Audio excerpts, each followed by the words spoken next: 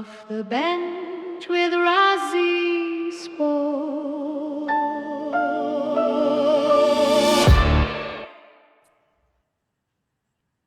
Hello and welcome back to Off the Bench with Rozzy Sports, episode 19, where we highlight stories from athletes, coaches, and leaders making impact in sports. My name is Ronald Brown. Also here with my co-host, Coach Ron Brown. How you doing today? Hey, how you doing? How you doing, son? That's great.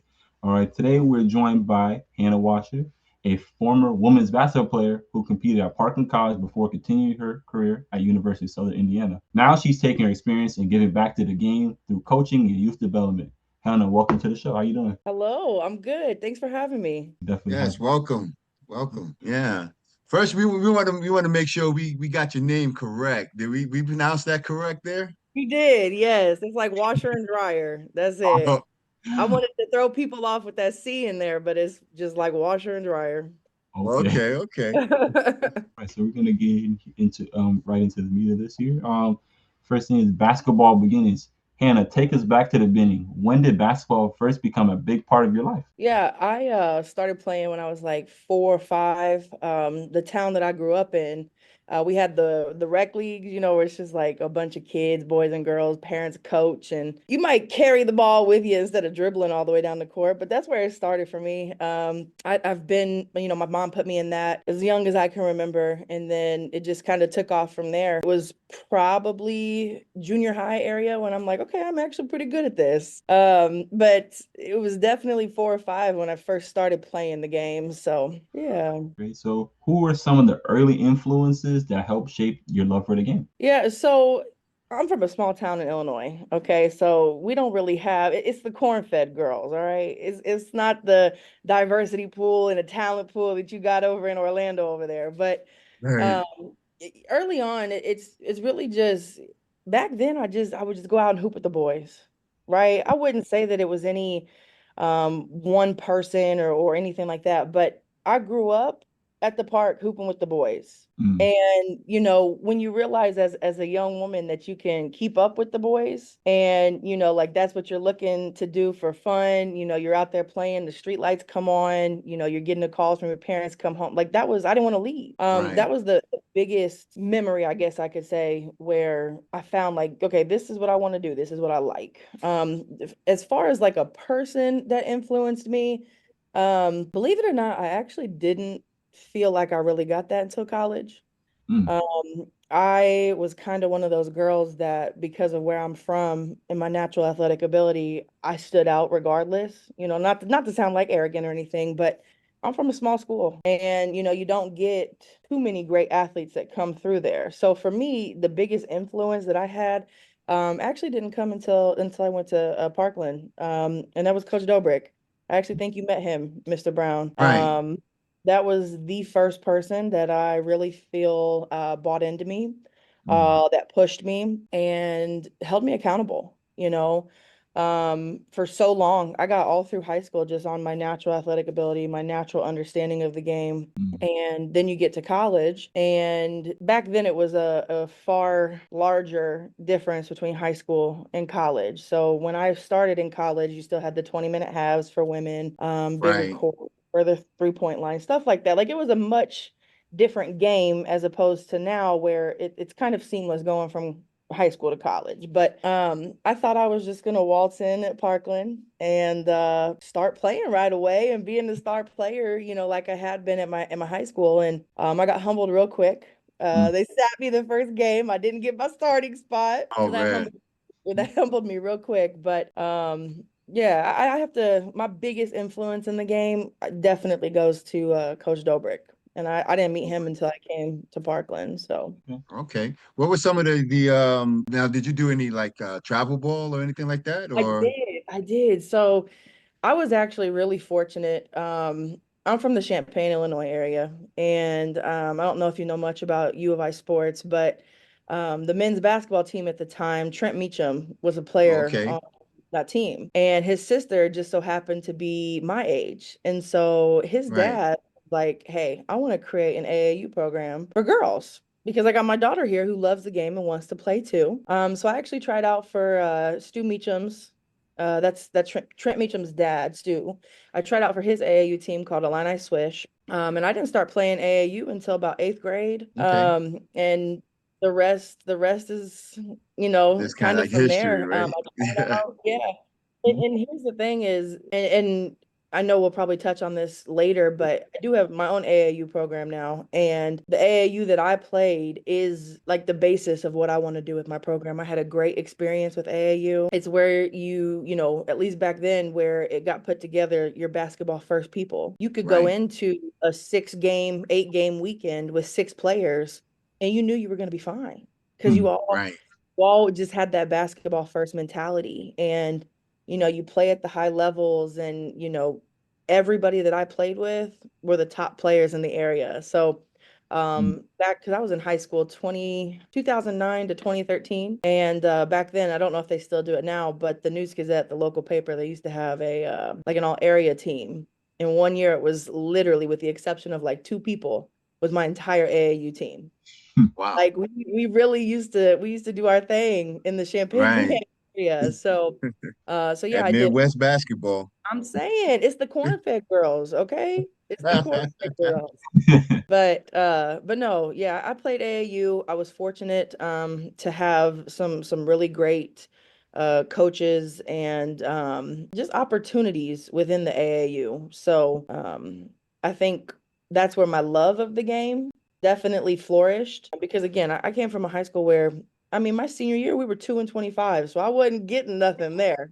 Right. I wasn't getting nothing there. So AAU is really where everything took off for me. That's where I got my college looks. That's where I got, to fine tune what I knew was my love and passion. So Right. Okay. So, during that travel ball in high school, did you envision yourself playing college basketball or? So, yes, I did. I knew right away that basketball was my top sport. I was blessed with being able to play many sports. My mom was a college volleyball player. My dad played football. So, sports and athleticism, it kind of just came naturally to me and my sister. So I was kind of in that debate of, well, what do I want to go to college to play? All through high school, I played basketball, volleyball, and softball, and I varsity lettered in all of them. Basketball 4 years, volleyball 3 years, and then softball 3 years. So I had plenty of opportunity. It was just a matter of, okay, well, when am I going to decide? Do I want to go for this sport or that sport? Right. But it was about my sophomore year that I was like, yeah, no, basketball's it. This is what we're doing. Like, we're going to make this the real deal. And so, yeah. Did you see that by playing those multiple sports, did it help you with your basketball game? Did you hear me? Oh man, am I breaking up? It definitely keeps you active. I think that the different sports, they work different muscle groups. Yeah, I heard you. Just a Oh, little okay. bit. Okay. Oh, Continue. I'm lagging here a little bit. Can you hear me? Yes, I can hear you. like, Yeah, no. So I definitely think that okay, perfect. I definitely think that playing the other sports, it definitely helps. They're different types of conditioning, they're different muscle groups that you work, they're different skill sets that you need, but all in all, it builds just one well-rounded athlete. And you can be playing volleyball and you never realize how, the training that you do in basketball is like, oh, my hops done helped me over here, jump and block that ball or something. So you don't necessarily realize right then and there how the sports help each other, but at the end of the day, it just made one well-rounded athlete. That's good. So yeah. all right. So we're gonna move on a little bit up here to starting in junior college. So you started your college career at Parkland College. What led to you choosing the junior college route? Yeah, so my mindset from the very beginning, I don't sit the bench well. I did not like sitting the bench. I did not want to go to a 4-year school and play behind a senior. I just felt that, like I mentioned, there were so many changes that the game was going to bring by going to college already. And I just felt that the best opportunity for me was to adjust to those changes, fine tune my skill, and then, okay, coming in as a junior, I can give that senior a run for her money. You know what I'm saying? Mm, So for me, it really just came down to I don't want to just sit the bench. I'm a big believer that in-game reps you can put in all the training you want, but you have to be able to apply it to in game. And so for me, I don't sit the bench well. I don't sit the bench well at all. I wanted to go somewhere where I knew I was going to come in, make an impact, where I knew I was going to be successful. Parkland, actually, there for the longest time, Parkland was the team that everybody circled on their calendar, right? Parkland was a nationally ranked program for years and years. And so I knew I was going to a good program. I knew I could make an impact by going the JUCO route. And I could make an impact right away instead of having to wait or play behind somebody. So, what was the transition like from high school to junior college level? I know you said you were on the bench, but how was it? How was it? Yeah, so it's actually funny because going into Parkland, I was the top recruit. And so, they sat me that first game. I didn't get a start. I went right to the coach the next game. I said, excuse me, sir, what do I need to do? Because I'm not sitting this bench. There's no way that you're going to tell me I'm the top recruit and you sit me the bench the first few minutes of the game. No, I need to be starting. So I actually, I only didn't start that first game. And then from there on out, I started every other game my freshman year. And the transition, like I was saying, back then it was much different. In a sense of college basketball for women was more so played like the game for men now. We had 2 20-minute halves. It was still 7 and 10 for your fouls, your 1-on-1 and your bonus and your double bonus. The court length that changed. That changed. But just those type of differences, that was probably the biggest transition from a game perspective. You know, when you look at the non-game stuff though, I mean, college is just a beast, man. College is just a beast, especially when Parkland is one of the biggest junior colleges there are, just given between their on-campus and their online presence, you can get lost in the hustle a little bit there too. So, you definitely have to stay on top of your stuff and, it's a responsibility, and it was that was probably the second biggest transition. But other than that, hooping is hooping. You got Facts. it, you If you got can play, it, you can play. Exactly. That's true. Okay. So yeah. All right. So, for some of the athletes who may not understand the JUCO path, what are some of the benefits even starting at a JUCO? So, like I was saying, everybody that goes from high school to college, that's a small percentage of players that actually make that, right? When you look at the grand scheme of things, it's a very small percentage, probably in the single digits of players that actually go from high school to college. And I don't think that people realize that when you're leaving high school and you're going into college, it is a change. It's a different pace of basketball. It's a different type of basketball almost, It's almost like you're playing for something now, right? Like in high school, a lot of schools you try out, you make the team, and it's just a school has to offer it because they have to offer it, right? But now it's like you're actually playing for something. This is a team that's, backing your scholarship or potentially your stepping stone to go on to something bigger and better. And it just, as a freshman and sophomore, there's so much that you have to grasp with going to college. And the JUCO route, it kind of takes a little bit of that off your plate, in my opinion. It's very hands-on. You know everybody. It's close knit. Usually your campuses are a little bit smaller. But also there's things that you still have to work on. When you come out of high school, you're not a perfect player.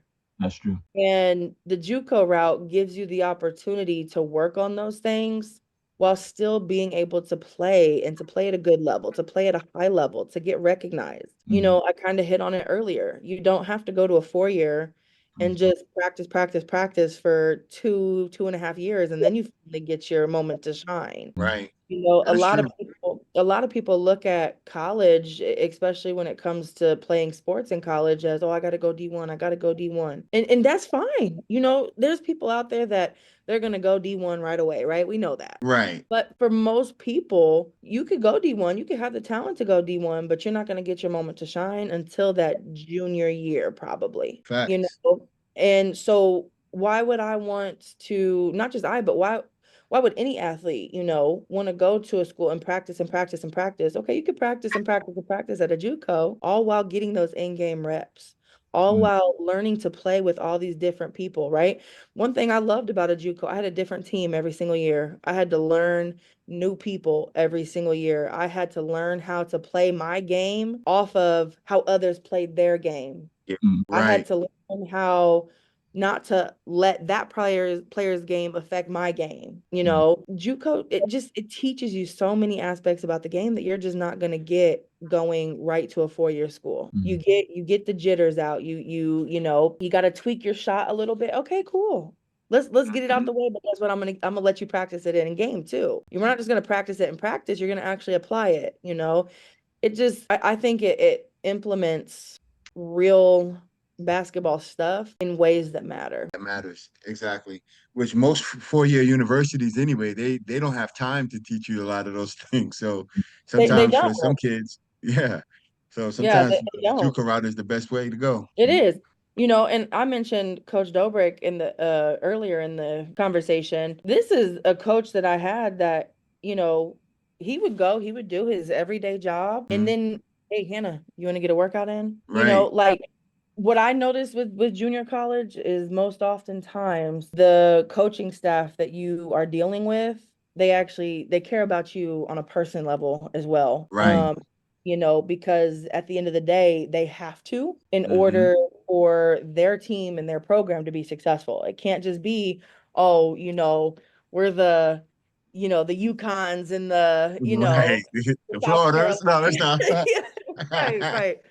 So, you know, there's just there's a lot of benefits that come with it. And you know, being freshman and sophomore, you're still so young.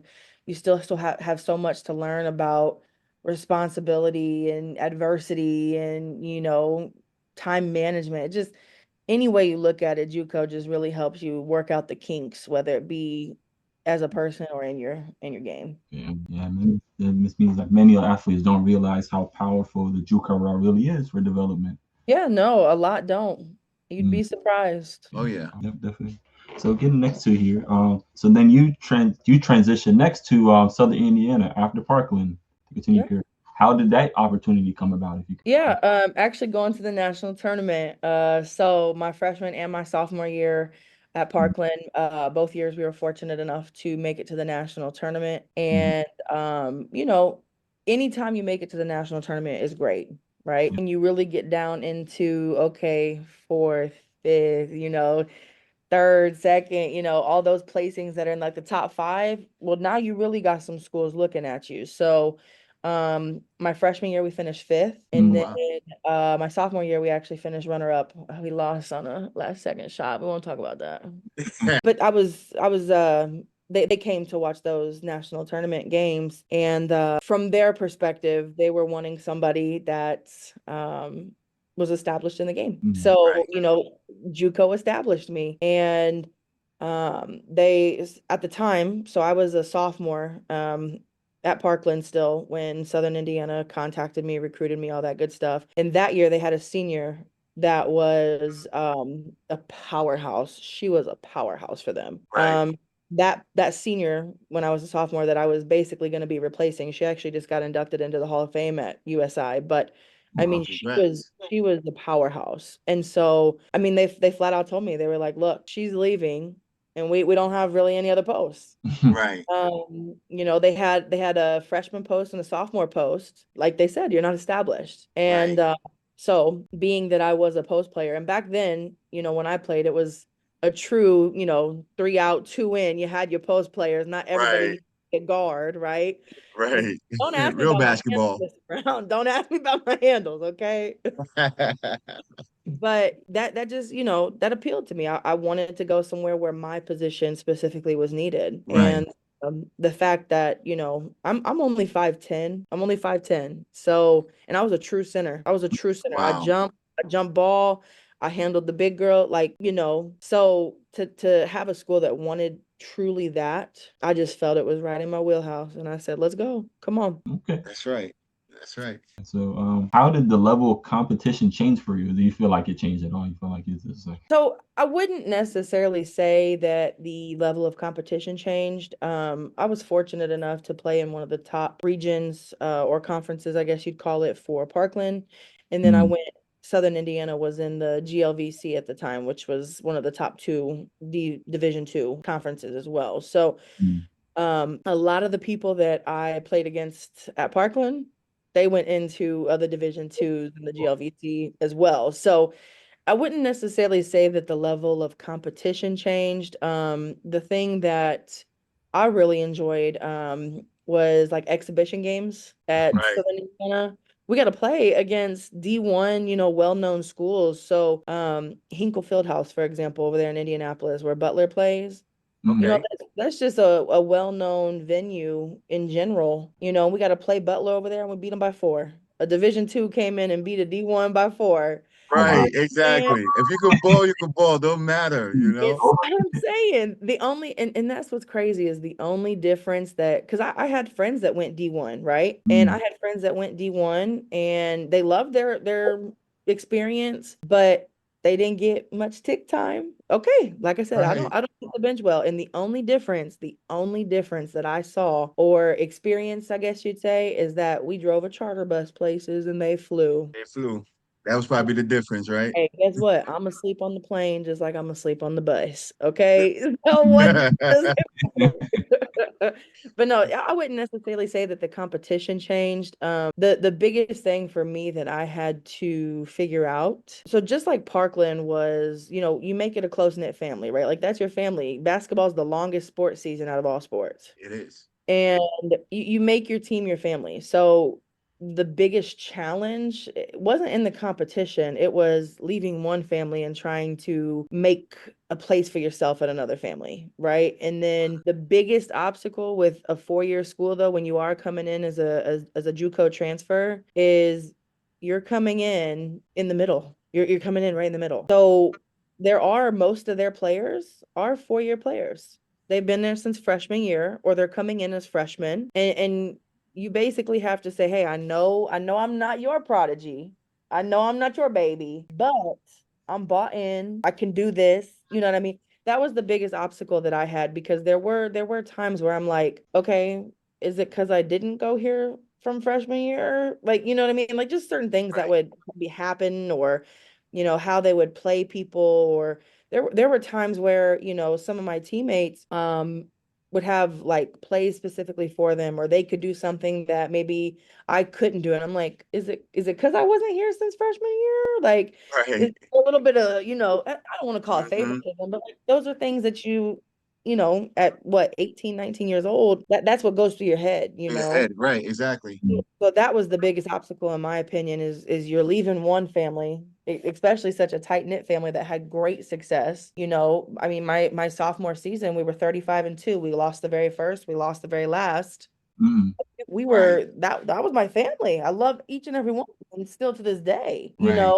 And then it's like, okay, well, how do I leave that and now fit in where you get in over with someone new? So that was my biggest struggle. And what I would at least I've heard that people struggle with going from a JUCO to a 4-year. Okay. Right. So, Yeah.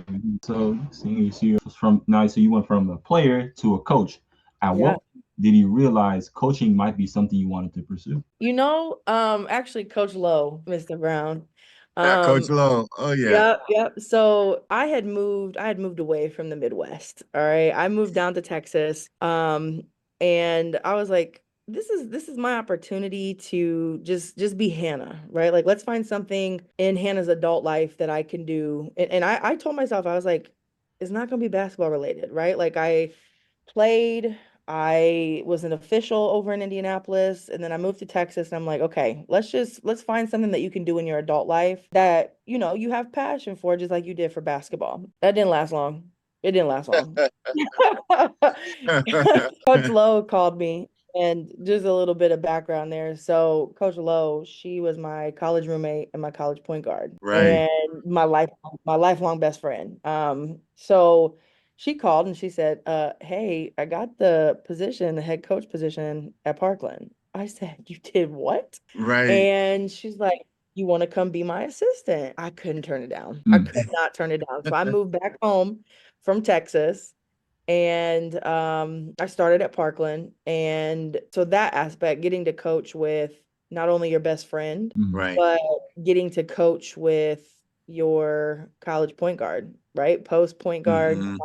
like who doesn't want to do that? Not to mention it's at the school where, gave you everything for the game. Right, So right. that's just it was too good of an opportunity to turn down. And honestly, it was within just a few short weeks of coaching there that I was like, okay, all right. You get all these ideas. I mean, it's no surprise that the game has changed, right? It's been a A decade lot. since I played, and the game has changed. And it's like, okay, I saw things that I want to bring back to the game. It's like a kid in a candy store. My eyes lit up. I was like, this is fun. I didn't care how late I was getting home. I didn't care that I had to stay up till, midnight finishing work because I had to go to practice middle of the day. Right, For me, that's where I was like, okay, if this is how I feel about it, I know that this is what I want to do. I that's didn't right. care what was in the way of it. I was gonna be there for the basketball team, and anything else, well, I'll find time to do that somewhere else in my day. You know what I'm saying? So, it was just I felt like I was happy again. So Okay. Right. So what did you enjoy most about helping young players develop their game app? you see in them what they don't see in themselves. Mm, Mm, And I think that honestly, I feel like that is what separates a good coach from a great coach mm, mm. is, these girls, and I was them, right? I was them. So I was the same way. But you look at them and you can see their potential, and you can see like, man, she ain't even touched the surface of what she's capable of doing, or how their mannerisms and how they maneuver. It's like, girl, the sky is the limit for you. And for me, it's just seeing that in the players and then being able to pull it out of them to where they're like, oh, okay, that's what you meant. I Right. see it now. Or how did I do that? I didn't think I could do that. It's just it's the potential. It's, giving a player what I had, letting a player experience how great the game can be to you, for you. Right. And it's a thankless job. It really is. mm. It's, you can't just be someone who, oh, I like the little payment stipend that they give for it. Let me go ahead and do it. Nah. You can't do that. Hmm. Every single coaching that I have done, I have not got paid a dime for. Facts. I do it simply because it's what I love. So, Yeah, you hit it on the head earlier. I mean, just to help them realize that their potential is so much more. That mhm. is that is the joy. I mean, I know there was something about you. I'm telling you, because that's how I feel. Seriously, Hey, from the like, first time I met you, Mr. Brown, come on now, we yeah, hit it right away. it did. We really did. I mean, because that's what it's about. It's just helping these young ones realize that you can use this game to reach so many levels. You And can. I mean, you hit it on the head. That's what I do. I love that. I Exactly, love that. exactly. Not just, not not only does it help them, see what levels you can reach, but like how much it teaches you that's not basketball related, all the things you get to Correct. experience. So, I mean, I went to Puerto Rico for a week. I ain't never been to Puerto Rico if it weren't for basketball. When you look at how many states you've traveled, just Right. even if you just go to a game, okay, well, guess what? We always got a down day, so we're out doing something in those times, Exactly. or we're eating a local food spot. Hmm. I told you earlier that my senior season in high school, we were 2-25, and then my sophomore season, we were 35-2. Those are Right. very two different extremes. You know what I'm saying? Right. And so, not only the experiences that it gives you, playing at Hinkle Fieldhouse, beating D1 schools, Schools. Right. but the adversity, Hmm. it builds character. Right. I don't think people realize that even let's say someone doesn't choose to pursue basketball after college. Athletes are like 4 times more likely to get a better job, both in a better market, a better pay. Like Yeah. I don't think people realize what sports in general teach people. No, they don't. They really don't. They just like think it's just a mindless thing, but So, it really yeah. isn't. It really isn't. It teaches how to deal with other Yes, people, sir. you know what I Oh, mean, and just working together. People really don't understand that at all about sports, but it's okay. I mean, hey, it makes it a little easier for me to go get something Exactly. different. Yeah. Hey, so but no, that's awesome. But tell us a little bit about your program that Yeah. you So created. yeah, basically I came back to the Central Illinois area in the summer of 22, Hmm. and I got an opportunity to be around the AAU world, and that opened my eyes to the fact that in the Central Illinois area, specifically Champaign, there wasn't what I had. If I'm going to move back to the area that I came from and still have all this love and passion for the game, why not give back to the game in the way that the game gave to me? mm, Right, I mentioned it earlier that I do feel that the game has changed. While there are some players that absolutely still play the level and the style of play that I played, most unfortunately don't. right. Back when I played, like I said, I was a post player. I took pride in putting people on the floor, like not to hurt them. Right, This is my ball. This is my ball. Get off. Get away. If right. we're in a jump ball, I'm telling you right now that whistle's gonna blow and you're gonna be on the floor. Not me. I'm getting that ball. Yeah. We're gonna be on the my floor, boy. and just the physicality of it. I was seeing girls like basketball is a physical game. You're gonna touch people, you're gonna hit people, you're gonna run into people, you're gonna get an elbow every now and then. When I saw players apologizing for that, I said, "Oh no, hell no." What do you mean? Like, we don't have the Apologize. same jersey on. I'm not So, apologizing. nope. That's I saw players, as a post player, I got most of my points because I ran down the floor. Right. And I saw there was more than one time, but one time in particular that I was like, oh, I gotta change this. A post player stayed behind to help the other post player. I said, God, what are you Right, doing? right. And so there were, I really wanted to give back to the game that gave me so much. That was my sole basis for it. But I also wanted to bring back the basketball that I had. Right, And AAU is where I felt the best opportunity existed for that right, because if I was to just pick a local school, whether that be a junior high or a high school, well, you're limiting yourself to the talent pool of the students that go to that school. And most schools, you try out and not enough girls anymore try out that whoever tries out makes it because you got to build a team, right? right, So I'm like, okay, I want to step in before they get to the college level, but I don't want to just limit myself to just the school and the students at the school. So I said, okay, AAU, because at this point, you're paying to play on this team. It's an investment. And right, my hopes were if you're paying to play, okay, you're pretty serious about it. right. And so that's where I felt the AAU circuit was the best opportunity to not only give back to the game that gave so much to me, but to mm, also hopefully bring back the basketball that I once played. okay. Right. Now, what was the name of your organization, if you don't mind, Yep. putting it out there? It's Illinois No Limit. So based out of Okay. the Champaign, Illinois area. So I'm on my third year. So we started our third summer.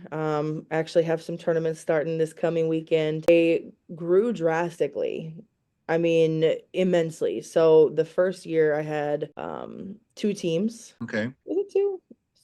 Two, something like that. Two, three, four, something like that. And then we doubled in size. Wow. We doubled in Okay. size. So I went from 4 teams and 44 girls to 9 teams and 97 girls. Know how And that feels. yeah, and I learned very quickly that 9 teams and 97 girls is not going to help me accomplish my goal. And what I mean by that is in today's world, for some unknown reason, everybody wants to play a travel sport for some, I don't know. Right.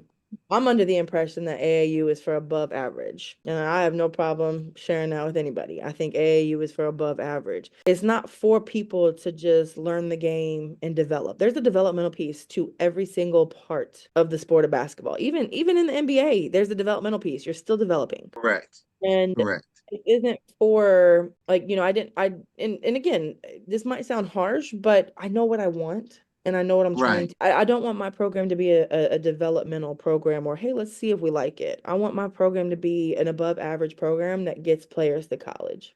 Mm. Right. And so with the 9 teams and 97 girls, I learned very quickly that I wasn't achieving my goal that way. And so I drastically reduced back in size and I went down to 3 teams. Okay.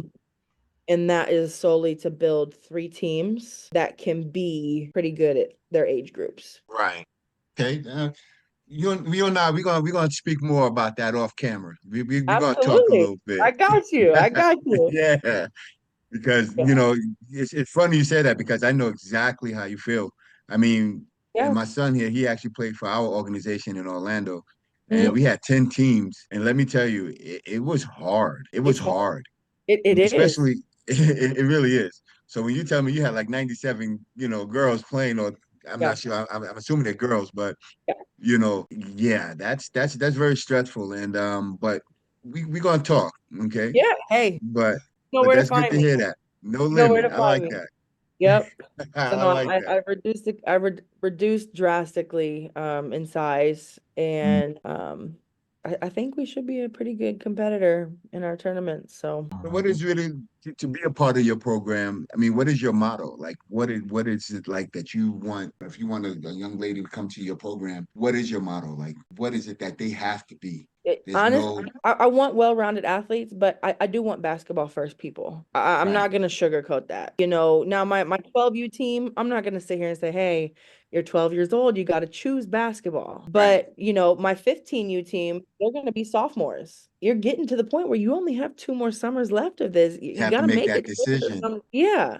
You have to. Now, I'm not saying give up your other sports because I would never do that, right? Well-rounded athletes. I played all 4 years. You got to be basketball first. You have to. And Right. and there has to be, when you say motto, I don't know that I would necessarily say I have a motto. It's a grind. It's a mindset. It's the You just, mindset. and it's got to be basketball first. Again, I'm not down in anybody that's not basketball first, but to achieve what I'm wanting to achieve, you got to be basketball first. I sat down with my AAU coach, one of them, before I ever started the program, and I said, like, what tips and tricks do you have for me? And he gave me a couple tips and tricks. He goes, Hannah, your biggest obstacle is going to be finding basketball first people. And he was Yeah. like, the reason we could go to a tournament and play 6, 7, 8 games in a weekend with only 6 people is because we had all basketball first people. I never had to question, well, who's going to be there this weekend or Right. who's in shape,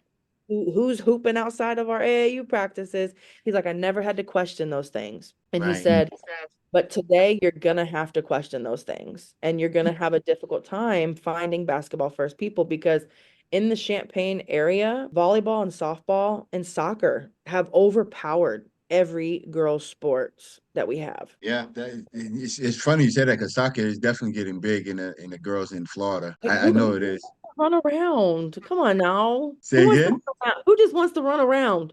It takes a Nobody. ball, right? Like with their I was feet. Like, what is about that? my No, stop. No, I didn't say that. I didn't say that. No, just like track. I give people crap for track. And again, I think track really develops you, but I said you just want to run around in a circle. Yeah, you just like chasing a orange around the field. Like, what are you doing? No, Right. stop. You but no, That's funny. yeah, so That's cool. That's cool. I admire that. definitely great to hear about your program. So, where do you see your coaching journey going in the future? You be hired in or I do the program now. This is my first summer in the past between Parkland and AAU. I've coached for the past 5 years because I took a new job at work. Because like I said, I don't look to make any money coaching. I do it purely because it's a passion of mine. So that means that unfortunately I have to have a big girl job during the day. And I took a job that I travel 100% of the time. So I'm never there, which means I did have to step away from coaching. I still have the program.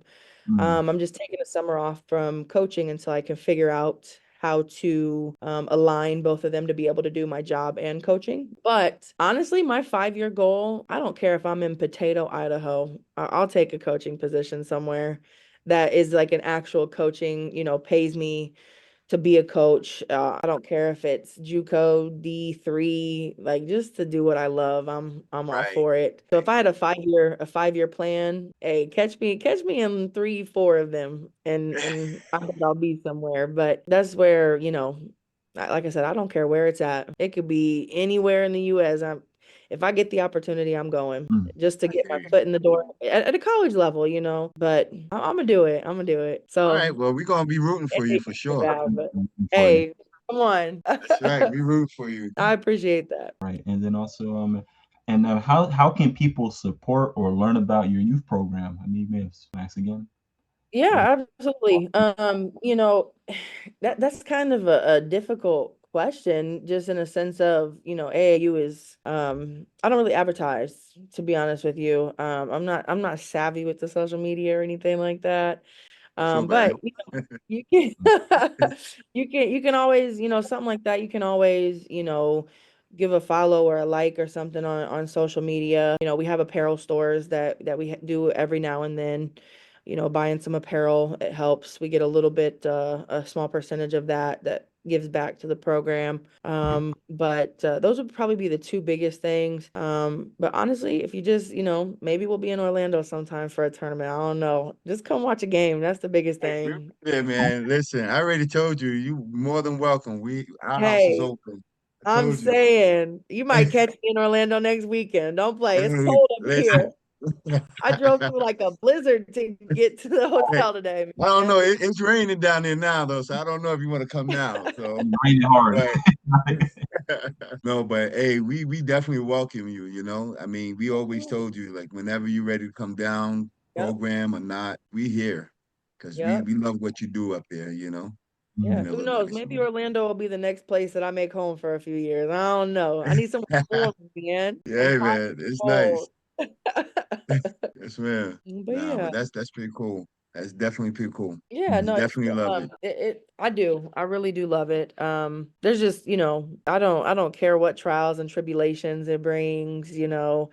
I've dealt with some nasty parents in the process. I've, struggled with gyms can't like you just go through a lot when you're a program owner, not to mention, in an area that don't really have the support for girls basketball. But you could throw it all at me. All right, I'm gonna still persevere. I'm gonna still end up on top. Know that, because it's just when you Right. love something, you don't let nothing stop you. So Well, this let's say this, by you coming on here, expressing a lot of that, this is definitely part of networking, yeah, absolutely. and yeah, we're gonna definitely talk because I definitely would like to Absolutely. help you out a little bit with Yeah. your program and stuff, give you some little ideas and stuff like Hey, that, and I'm some people open you can for reach all of out it. to. Yeah, Yeah, because my door it's is about the open. kids.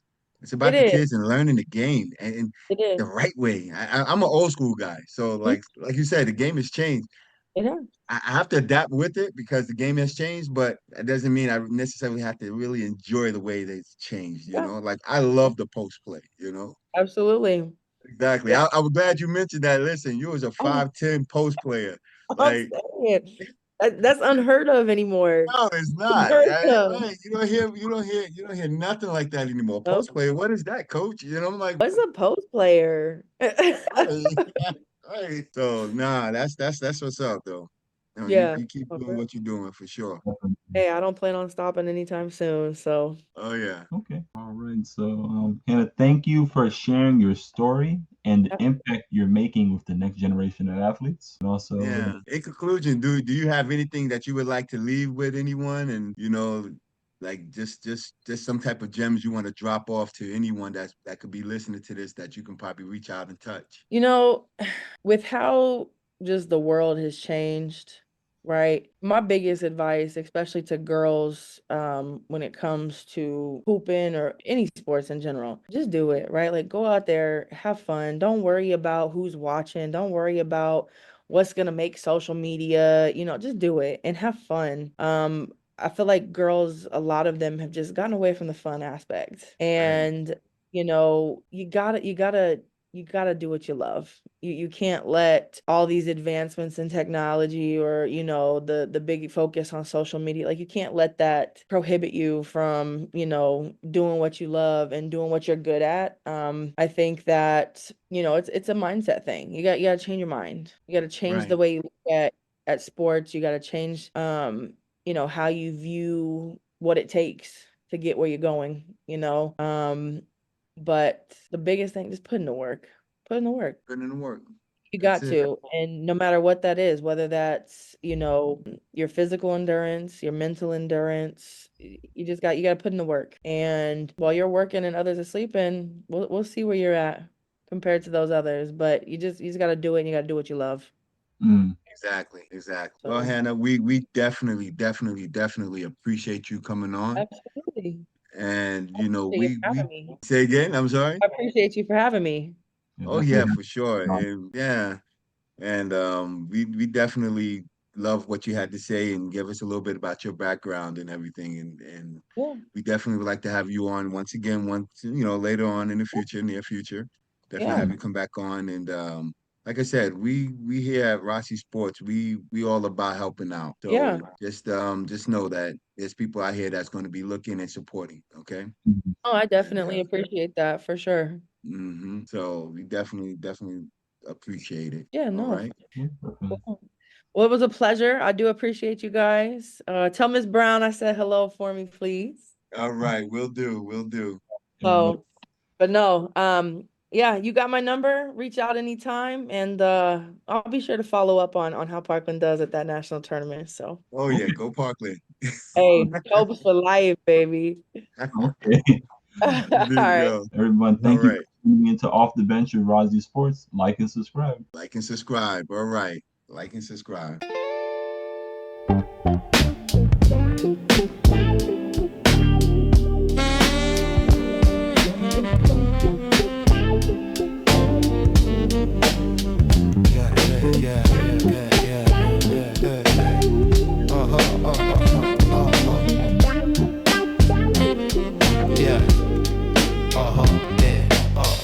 Needle drop, the room rotate, heartbeat sinking to the base. Yeah.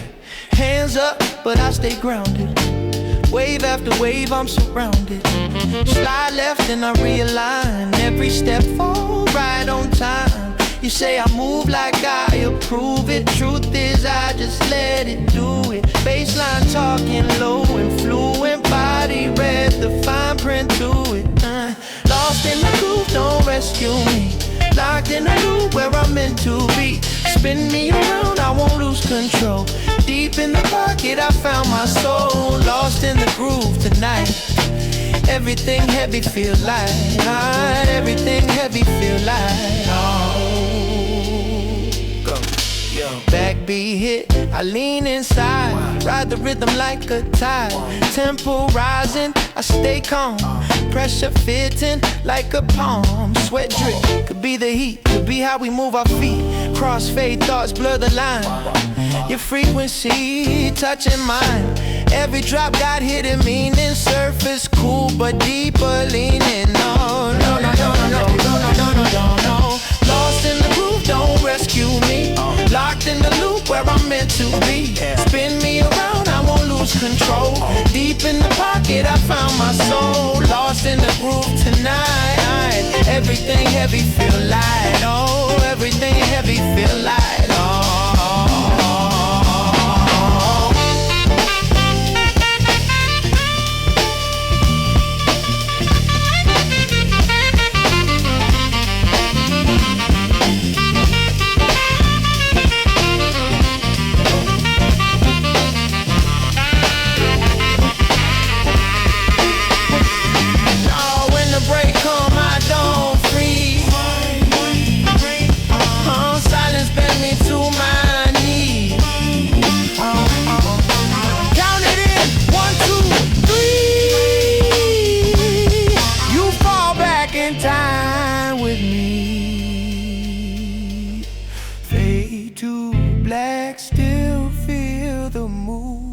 Even inside